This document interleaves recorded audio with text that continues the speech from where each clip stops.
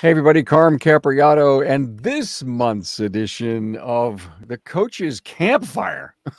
I love, I love to say that the Coalition of Automotive Management Professionals at automotiveprofessionals.org. Yeah, the coaches have a group and an association, if you will, and they hang out every month. They work together with each other because they realize togetherness is better than singularity, and it's a good thing. With me this month is Coach Dave Shadeen, a coach and mentor at CompuTrek Automotive Solutions, CompuTrekSystems.com. Hey, Dave.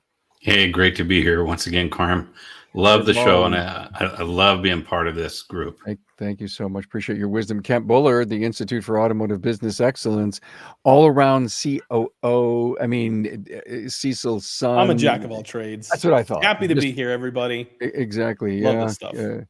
We are the Institute.com. You can get Kent at We Are the Institute.com. And Vic Tarasic is with us. Hello, Vic. Hey, Carl. Good to see you from Shop Owner Coach, Vic at shopownercoach.com or on the web at shopownercoach.com. Hey, guys, look, what an interesting first quarter. And as we head in, I hear a ton of stories about a lot of different things that are going on in the industry. And I'm sure you have clients at all different levels of where they are. But never before have I bumped into leadership as being one of those key drivers of running a great company. Dave, I want to ask you, if you're leading your team, and again, I talked about this the other night at a meeting, and I said, where do you get your swagger from? Who's leading you? You know, it's funny that as I look at the business now, having been from apprentice tech to shop owner to now coaching, along the way, it's always been the intangible that's had the most impact on the tangible aspects of what it is we do as an auto repair shop owner, manager, / service advisor, manager, leader, whatever the role is. At some level, we're a leader. But what I found is that we have these things. Well, let's put it this way. I think everybody else has them. I don't personally have them, called blind spots, because I never see them. So I should never have them, right? And so what happens is the very hamstring in most businesses are what they're not seeing. And I was thinking about this morning. I was on my morning walk, and I got to thinking about it. It's really easy to point out the blind spot of what we know, the limiting thing that's holding them back. But the true blind spot is what's the quality, character trait, strength we haven't put in yet that is going to support us and serve us. And where that comes from is because we have these blind spots. I always suggest that you always have at least an inner core circle of people. You have at least 3 to 5.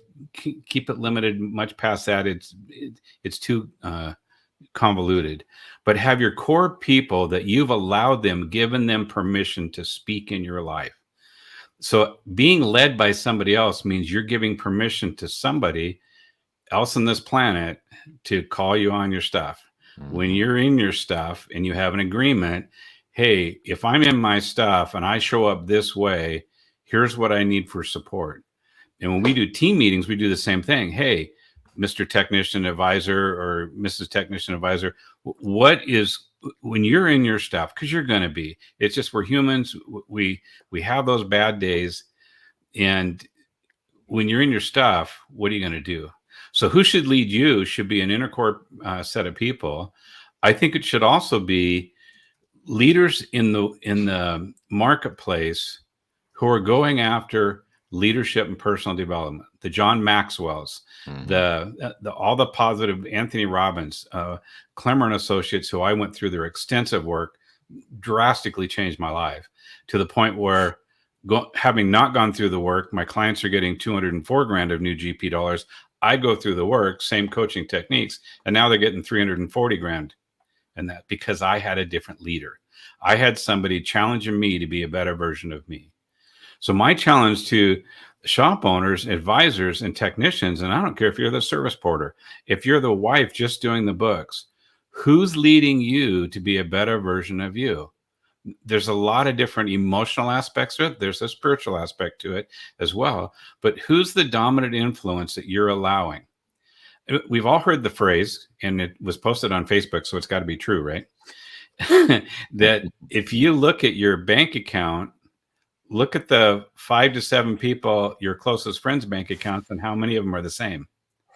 If you want a different bank account, I hate to say it, you got to get new spheres of influence. I'm not saying get rid of friends or let them go. I'm just saying let the dominant people that influence your life be what you want in your life. And when you do that, it's a game changer. I've seen shops shift and change.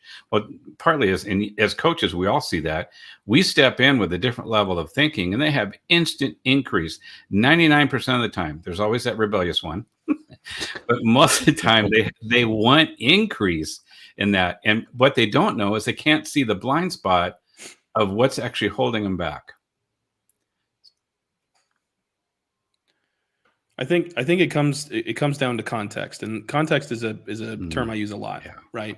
And so if you're in a frame of context as a leader to say like I'm going to be the strongest, I'm going to be the best, and that's what your development is focused on, that's your context, then that's very limiting because it's all about you and it's all about your growth, right? And where leadership really takes off is when you understand that your job is not to develop yourself to be the best and the strongest, but it's to develop the people that follow you, right? And so then your context of development is not I want to be the best, it's I'm working to better myself so that I can help them achieve what they need to achieve, right? And I think we can not only just expand our own context in looking at inner circles and looking outside, but also what is the communication and what is the culture that we're creating with the team that we currently have? Right. I mean, I always tell my team often, like, hey, if I'm out of line with our culture, right? If there's rules I'm stepping outside of, either because I got distracted or because I'm not strong enough in this area, I'm relying on my team to help call me out on that stuff, just like I would call them out on it, right? We all have the same frame of reference. We're all headed in the same direction. And so all of us kind of know the rules of play. And so if I'm stepping out, especially me as a leader, I would hope that my team feels safe enough and feels comfortable enough that they can say, hey, Kent, remember, we don't do that, right? And I go, oh yeah, all right, I'm sorry. Thank you for calling me out on that, right? I'm going to adjust my behavior and we're going to continue to move forward.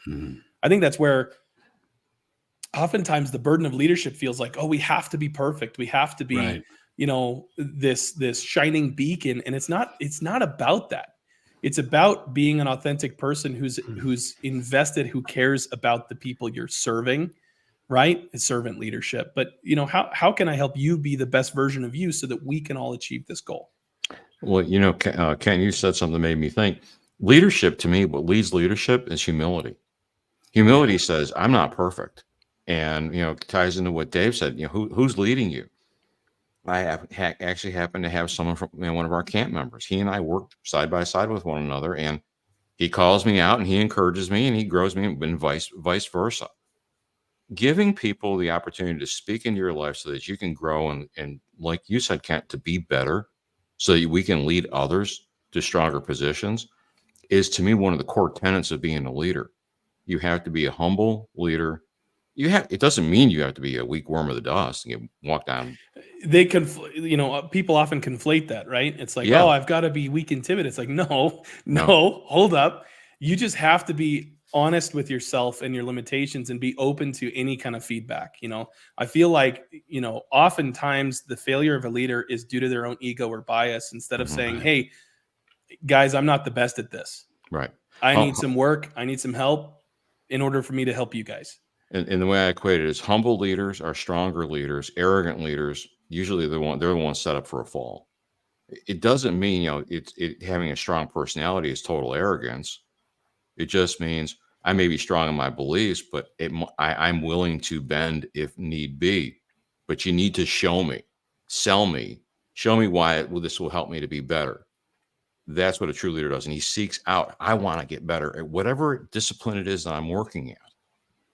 It's that continuous growth mindset. I should always be looking to better myself as a leader, to find the opportunities where I'm weakest, to, find opportunities to leverage the talents that I already have, even more so, to leverage the team and help fill the gaps and continually grow and develop. And I think if you do that and you set the example of continuous growth, the rest of your team is going to see that as well. Yep. Guys, I got to ask. Sorry, Dave. I just got to ask a question. This is such a great discussion to start with. When you're sitting down with a new client and it gets into this particular mode. Thanks for all your P&Ls. Great. We've got things to work on. We've got metrics to deal with. But next couple of weeks, we're going to work on leadership. Mm-hmm. What happens in that? Because, I mean, if you love to teach leadership, you can't wait to work with an individual to, get that man in the mirror to really groom himself, herself up to a new place, to be vulnerable, find humility. What happens when that accountability piece of leadership starts to click in? Pushback, or are they, this is why I'm here, let's go? It depends. It depends. I have one came on, he was hungry for leadership. In fact, I always assign at the very beginning of our training 2 books. One of them is Developing the Leader Within You by John Maxwell. Maxwell, great book. And what's really interesting is I have one, he burned through it in a week. I have another, he hasn't finished it, to chapter 5, and it's been a year. And it was interesting in one session, this was new client said to me, he goes, chapter 5 just totally turned me on my head. And he goes, and I realized this one particular tenet that I was trying to teach him. And I realized I can do this. And he said, oh, by the way, you need to assign me another book. He's hungry for leadership. And so it really depends on on the person. But what's cool is when they get it and they realize I can be a leader, because honestly, everyone's a leader, whether it be negative or positive. Right. We all lead one direction or the other. And so our job as coaches is to get them to see that they can be a better leader. And when they grasp it, man, they are hungry and they will feed themselves, and it's not prodding and pushing anymore. I think for me, as I look at, Kent sparked a different thought on a couple different levels. See what you did? You made me think. And one of them is that you said, my team holds me in a sense accountable. They call out my strengths that I'm to better use those in a sense. And it's been said, I've heard it said that we really don't have weaknesses. We have strengths that are misappropriated, misused, underused, not used, wrong timing of use. And in that, the language of humility is the thing in life called fact meeting. A fact happens. Well, I tried that humble thing and got walked on. So therefore humility is a weakness. Mm-hmm. And now humility, I'm a doormat. So I've connected humility with doormat, and I'm not walking there anymore. And then, so come back to what Carm has said. So because of some people have been through some leadership training. I got some clients that have read all of John Maxwell's. He's got 40 books on leadership. Mm-hmm. There's at least an infinite side to leadership, and he's only hit 40 of them, and it's rich. Yeah. But with that, some people are in resistance to leadership because I've gone down that road. I've failed as a leader. You want me to be a leader again? I'm already a failure at that. Leadership is failure. Yeah, it is. You're going to keep making mistakes. And here's the best success of leadership. It's not about you. It's that leaders are not supposed to create followers. They're supposed to create leaders. Mm-hmm. And so in the realm of that, but I realize be all things to all people. When I sense somebody's in resistance to leadership, I shift my language a little bit, and I shift it to a leadership word that people don't even realize it's a leadership word. So now that I'm saying this publicly, everybody's going to know what it means. But I said, hey, how's some momentum in your shop? How do your momentum to want to make significant change on a scale of 1? I don't want to get up off the couch. 10 is come hell or high water. Nothing's getting in my way. Truly, where are you? Where do you think your team is at? Okay, let's go over individuals. Who's the individual that you think has the most momentum in your shop? It's just a different word for leadership. Mm-hmm. It really is. And leadership, you can have a concept, intellectual concept of the leadership steps. You can memorize, John Maxwell's books of the step by step leadership and self-deception, probably one of the best leadership books out there by the Arbinger Institute. You can memorize all that, but they mean nothing unless you activate them. Mm-hmm. And so I have clients who they burn through leadership and self-deception, and okay, what's the next book? And I go, oh no, we're not moving on. Mm-hmm. I want to see it activated. Needs to be put in practice. Yeah. That's where I think the downfall is on a lot of this stuff. Is there are people out there who have either some trauma or some bias or learned habits, whatever, that are preventing them from leveraging those leadership tactics because they're more ethereal, they're more, intangible, right. But it's really about, okay, well, here's the concept. Let's look at how we bring that into a more practical sense. It could be, here we have these values that we hold as a business, but how do we actually execute those in our day-to-day processes and tasks? And even the way that we speak as a team, right? So if there's no clear, concise, this is how we do things and this is why we do them, and they're on that practical sense, then oftentimes that high-level leadership stuff just goes over people's head. Yeah, that's great. That's nice. It's super fluffy and lovey and all that, but How does that actually help my business? And then I love the word you used, Dave. You said misappropriated talent, where the leader who has the ability to do the high leverage items instead decides, well, I'm not sure what to do, so I'm going to do what I know, which is to do the work. I'm going to jump in, I'm going to work on cars, I'm going to jump in, I'm going to sell work. And instead of being able to put them in a position of high leverage, they go, well, I just need to be busy because I don't know what I'm supposed to actually do. Right. And I need to feel productive because I'm the owner, I'm the leader, I'm the guy that's supposed to know stuff, I'm the guy that's supposed to be, championing that. And then it falls back into that, I need to be the best, the big, baddest, guy. And we forget to develop the team. You cannot be the answer man. Mm-mm. I tried that, couldn't make it work. Man, feel the same. Can you imagine? Sure strokes your ego, though, doesn't it? Makes you feel good. Oh, yeah. Well, of course. And I can't wait to come back and do it again tomorrow. But and then you're there in bed at night, like, oh, God, yeah, we're stagnant. How come we're not growing? How come everybody comes to me for everything? How come I can't get anything done? So here's a dichotomy of that. So in my shop, I'm burnout, highly successful, but I'm burnout. And this little voice says, well, why are you burnt out? Because I'm doing everything. Well, give me an example. This little voice is, and it's processed myself with this little voice. I'm going to call it Holy Spirit. But this little voice said, so give me an example. Well, I have to go out in the shop. Oh, well, why do you have to go out in the shop?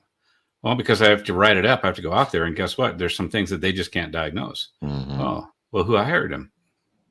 Ugh. And I went, oh, so this is an ego thing. And the voice kept going. That wasn't the lesson. The voice kept going. So why didn't you hire somebody that wasn't smarter than you? Yeah, but that's where it stops, Dave. They don't want to hear any more questions. They almost like shut it out. I did. And so I said, you know what? I know this is a transformation breakthrough moment in Dave. I said, okay, so I didn't hire somebody smarter than me. Why would I do that? Because I wanted to be the shell answer man. I wanted to rescue. I gained my value, self-worth when I rescued. And here's the downward spiral of that. If a situation isn't broken, doesn't need Dave, who sabotages the situation so Dave gets to be the hero? I do. Dave, how could you, man? Yeah. It's a blind spot. Somebody pointed it out to me. I still don't think I do it, but as I sabotage the situation, a relationship or something, I would create friction so that I could come in with a rescue and I would look like the hero so people would love me because I hold the space. I'm unlovable. Okay, I may be processing in front of the room. But what that means is, guess what? I don't know of a shop owner I haven't run across that doesn't have at some level that kind of a downward spiral. Some at a level 1, some at a level 15. At some level, you need a coach to lead you out of that. That's why you do the work of what's leading you, discover what's leading you. It's not the mental white knuckle, just apply these principles. It's what's truly leading you at that subconscious level, because it's 25 times more powerful than a white knuckle cognitive left brain logic. If I just knew the logic why I could get through this, right? If how-tos were enough, we'd all be skinny, rich, and happy. Brian Klemmer said it perfect in his book. If how-tos were enough, we'd all be skinny, rich, and happy. 99% of the decisions we're making, we're not making. It's our emotional intelligence making them. That's in the blind spot. And Harvard did a study, I think it was Harvard, 1,500 to 1,800 words a minute going through your brain, going through inside of you. 80% of it is subconscious. Of the 80% that's subconscious, 80% of it is negative self-talk. And you can't read a book, shelf help, and completely come out of that. That is a journey of personal responsible choices. Why you need some, do books help? Yeah. I'm not saying don't ever read a book, read the books, but read it with a team, read it with accountability, and give people permission, because you walk in a strength called humility. Give people permission to speak into your life. And if you're not letting people speak into your life, that's the reason you don't have 25% net profit. That's the reason you have high turnover. That's the reason you have underproductive people. It's about you, but it's not about you. Well, you said something, Dave, and they made me think about, the self-help books. Charlie Tremendous Jones said this the best. The difference between where you'll be today and 5 years from now are two things: the books you read, the information we take in, and the people you hang out with. Yes. The people that make us grow, that take that, knowledge off the shelf and put it into reality. Guys, every time I pick up a book, I pick it up and I decide to read it because I am thirsty for knowledge. Doesn't mean I'm going to change my entire life, but I want to learn something new. Right. Yeah. And I want an idea. And I'm a pack rat. It takes me so long to read a book because I'm always taking notes, and I'm always writing those notes and seeing how it fits over here. And what about this? And then I have well, this is a great note for the book, and it's a great note that I got to do this tomorrow. And it's amazing, if you will, the books become an elixir for me. Critical think. It helps you be critical right. thinker. I think it's good to take it that one step further, right? To speak. Right. So like whenever I read a book, I'll usually take topics out and I discuss it with my wife, or I discuss it with some of my peers and friends. And I just say, hey, here's this concept. What do you think about it? Because to speak is to think. And if we can speak with others and have that discourse, that's to grow. Right. Because now we're leveraging their thoughts and their ideas against the concept. Because if we're only just taking it in ourselves and we're not necessarily sharing it with others, then we're viewing that content from the same echo chamber of our own biases and experiences. And again, it's like that spot we don't see. It's a blind spot. I don't know that this content would have hit different if I had somebody say, hey, you're blind here. You need to really pay attention to this piece of it. Right. When my tour guide for my self-improvement is Dave, I recreate the very thing that's got me in the foothold that I'm in right now. That's a great point. When I take somebody else as a tour guide to go introspective, one for me, faith-based, is like, God and close inner circle people who know my hurts, hangups, and habits and sins and all the different things in my life. They know my chicken exits. They know when I'm playing a facade game. They know by the language I use. Like, I love dad jokes. I do. I used to tell them to get attention. I used to tell jokes to get a laugh, which was taking. Now I tell them to create a space for people to laugh and just have joy in their life. And it's just, at one level, I'm going to call dad jokes a strength, but overextended, it becomes a weakness. I've had people ask me to leave the room. It got so bad. But what happens is that I'll have a facade of humor that I mastered in my childhood to gain attention, to deflect my heart, and to hide and isolate. I'll go back to that as an old tool, and they know that. And I've said, guys, I use humor to deflect. When you're piercing my heart with truth, with humility, with love and grace, and you're getting to that blind spot and it's uncomfortable, when I run to humor, I want you to call me on it. And it's, sorry, there was a moment. It's been a powerful journey to be open, authentic, and humble, to let people inside that inner heart that so many of us, we isolate. Well, why are we talking about all this stuff? I just want a more profitable shop. You want a more profitable shop? Be a more authentic you. It's kind of that idea of like, look, either like a technician, their view or perspective of the world is going to be the shop or the car they're working on right then and there. This POS, I've just got to get it done. I got to get it out. I want to move on to the next thing and all that. Or their context and perspective of the world is, we're here serving our community and providing a valuable service. We're taking care of somebody's second largest financial investment, right? We're helping people safely get to the things that they enjoy in life and bring meaning. And when the context shifts like that, right? That's when you have people doing the higher level items. They understand that, hey, yeah, we're going to fix the car, but I'm fixing the car with a different perspective on it. Mm-hmm. So setting that perspective for yourself and your team is incredibly valuable. And the efficiencies come with that, right? When somebody's working to, it's the bricklayers. A bricklayer is building just setting bricks down, or a bricklayer is building a church. Mm-hmm. They take their work differently. They view it differently. They're going to execute it differently. Yeah, the purpose. And with that additional care and purpose, you get the benefit. The result is a more profitable shop. The result is a happier team, a more consistent team, right? A more joined team. Well, and a purpose-driven shop is a shop that's being led by something that's outside of their four walls. Right. And it's a lot easier to get outside and be led by that purpose than it is to be focusing on just the job and just the money, or because then you're dealing with their internal belief sets. But I love what you said. If we're taking care of their investment to get them to the places that give them happiness and joy, we bring a totally different perspective on it. We answer the phone differently. We talk to our customers differently. We handle the work. Yes. We diagnose differently. It changes the way we do things, right? Well, by nature, shop owners and technicians are servant-hearted. They want to help, so that's just a natural fit.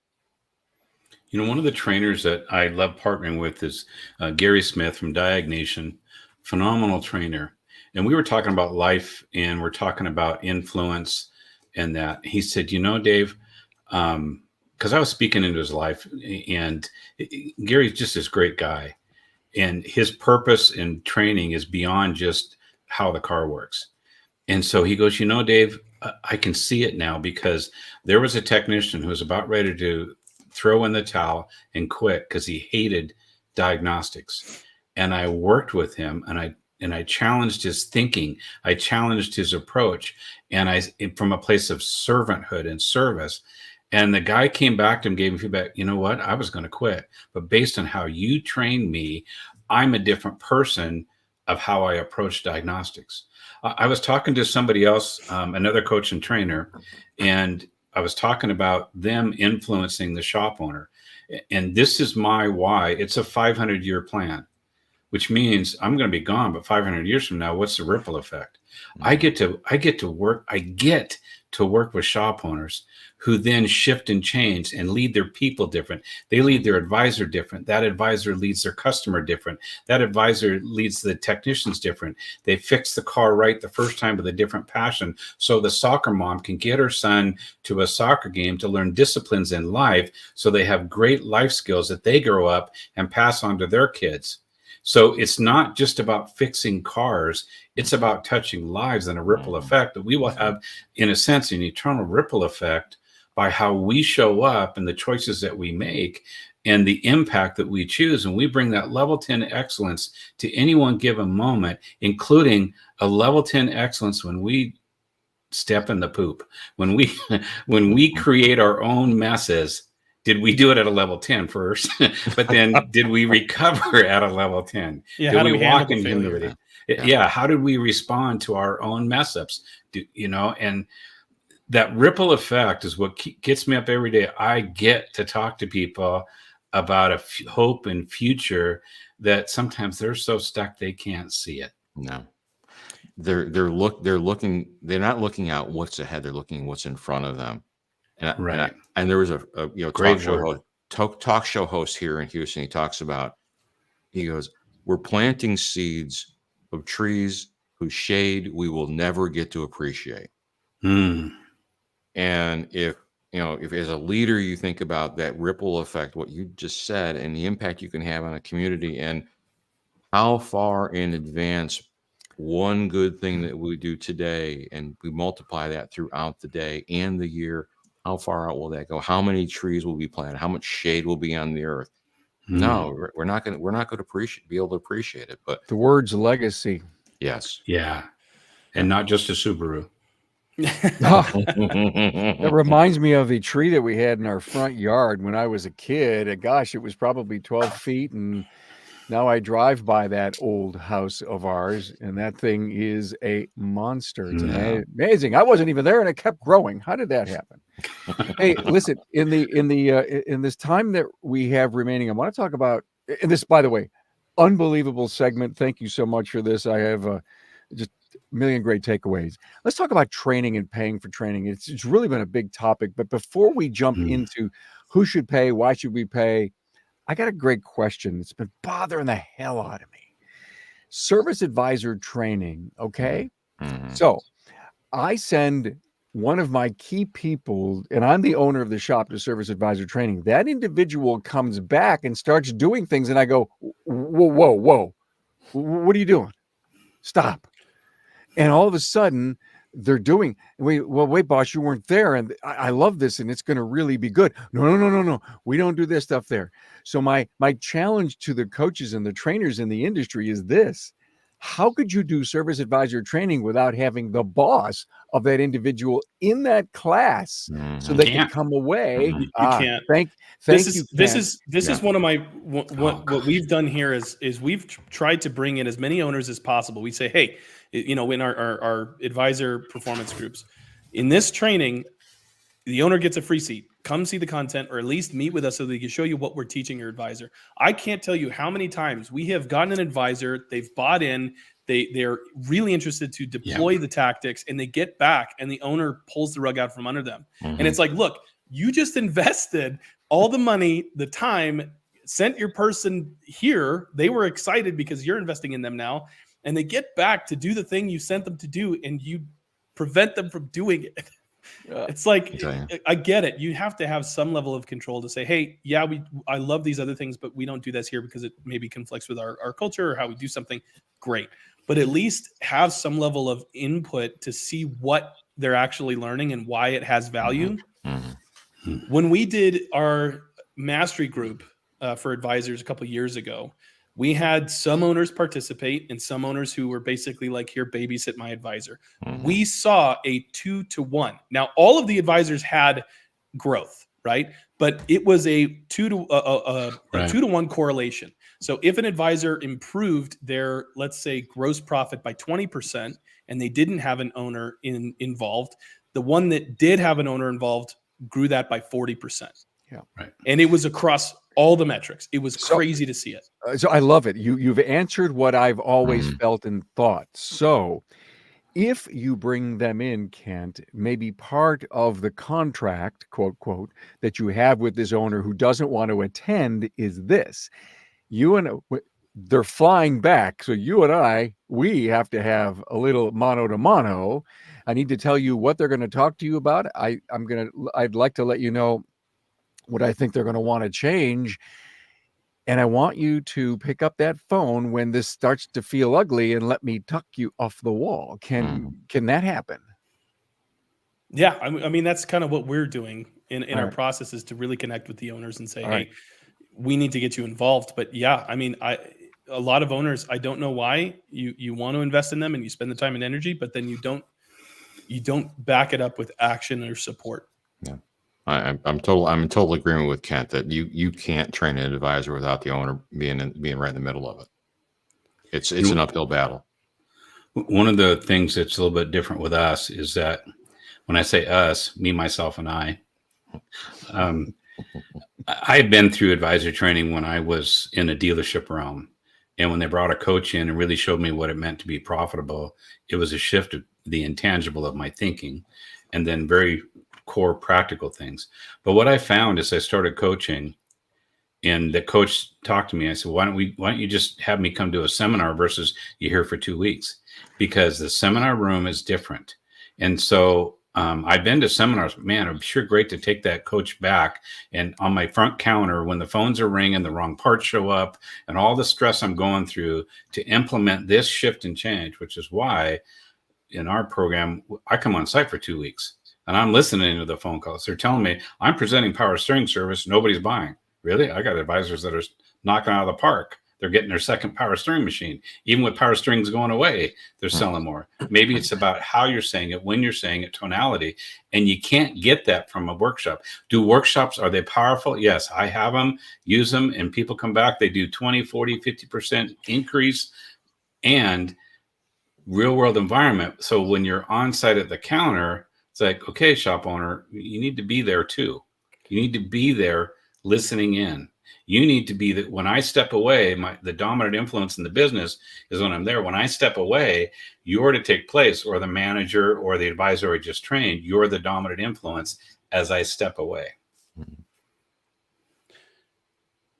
If you don't get the buy-in with the team, the whole team, and they try to go back and implement, what you'll see is a spike in performance, and then it'll either dramatically fall off because somebody put their hand on it, right? No, never mind. This is too much change too quickly. We're selling too much work, right? Or you'll see that spike, and then it'll start to drift off, and they'll go back into old habits. It's amazing what you said there. They'll sell too much. We hear it a lot. You do. You give them good, tried and true things that work. They go back and they overwrite the shop. They almost feel like it's dishonest. They're like, "Oh my gosh, there's so much money here. What happened? We must be doing something unethical." Okay, so I have an idea. I'm the owner, and part of the whole coaching thing for you guys is, listen, you're sending your person to me, and let me tell you what we're going to teach them. Now, here's what I want you to do. I don't want you to implement one thing that they learned for at least 2 days, because I want that service advisor to sit with you in the office and say, tell me everything you learned. Tell me the profound things you're going to do to change. Let's talk about how, who, what, when, where, and why. And let me see. I just spent X amount of thousands of dollars to send you, to house you, to do all this training. Let's see what we can do in a sales growth program, a gross margin growth program, to pay for this. And as the owner who is being an accountability element in this thing, he goes and says, wow, I'm so glad. Ken, I want to send him again. You got another one. Because they, even though they weren't there, you had them do an ROI pointer discussion process change. And it's been killing me lately to hear about the sales training. It's one of the communications and sales training is where everybody's heading. And these are great places to go. But I think there could be a waste of money if the owners aren't involved. Mm-hmm. Yeah. It's not, is it a waste of money? It will be a waste of money. It will be a waste. Yeah. All right. Well, isn't it? Yeah, you're right. Hey, listen, nighttime training, is it still valuable to send our people and pay their way to go? And if not, should we be there as owners?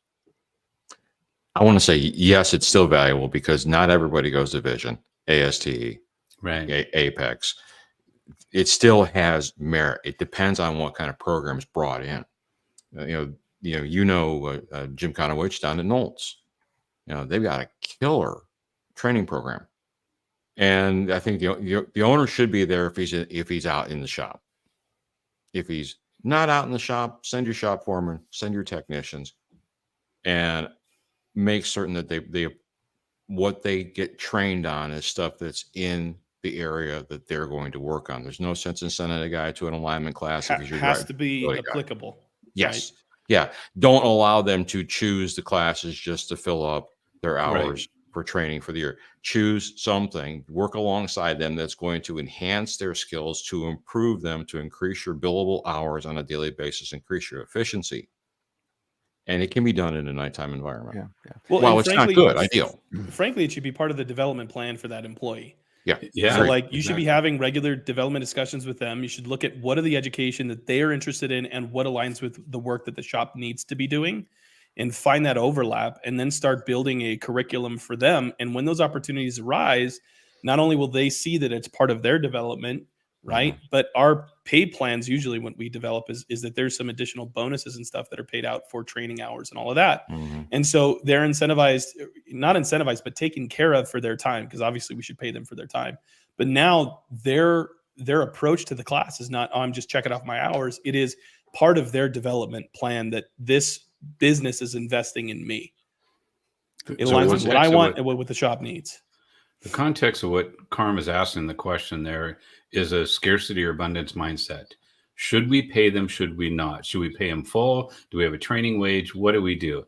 Personally, if the car gives you 3.5 to 4 hours to repair it for all makes, all models, you're profitable. Your GPs are where you're at. You're at 25% net. You're profitable to pay them their wage. To me, I treated everybody like a contract employee, even though they weren't 1099.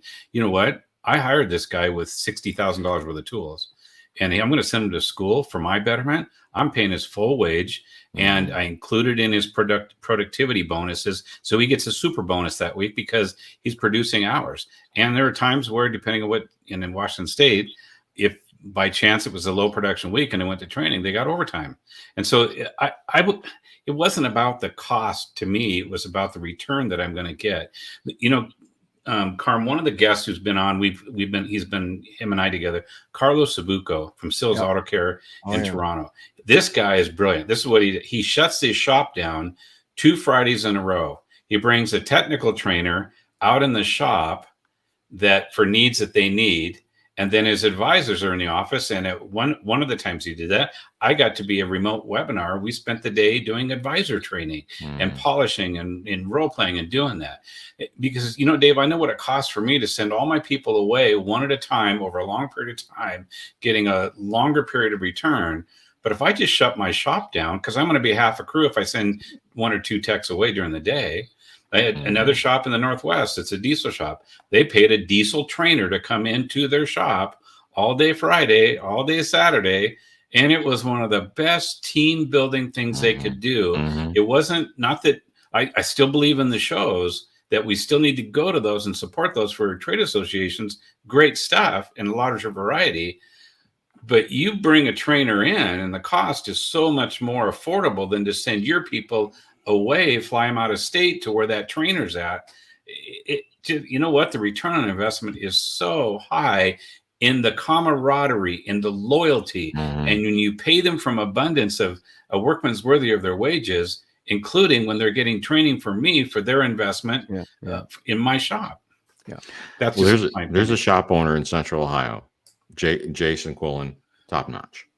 He shut his shop down. He paid for a trainer to come in. He invited 5 other shops to participate. Wow. He had 20 people in his shop for an entire day being trained hands-on. It's going on.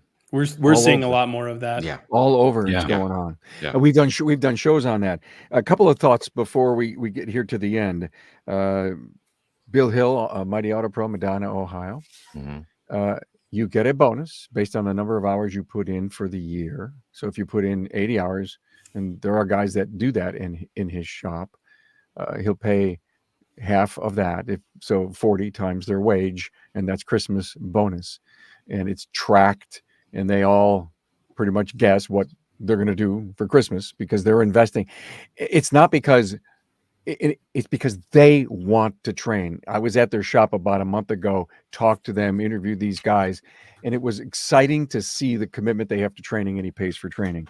I interviewed a Napa Tracks, the national sales trainer, the national trainer, and he did 25 years in the business, working for shops, being a GM.